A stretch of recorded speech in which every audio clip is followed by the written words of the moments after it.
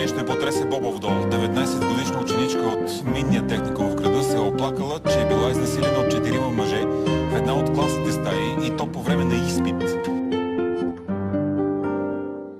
В общежитието на гимназията по икономика преобладават ученици от турски произход. Това им дава надмощие и те непрекъснато унижават и подиграват българите. Там споделя Николай.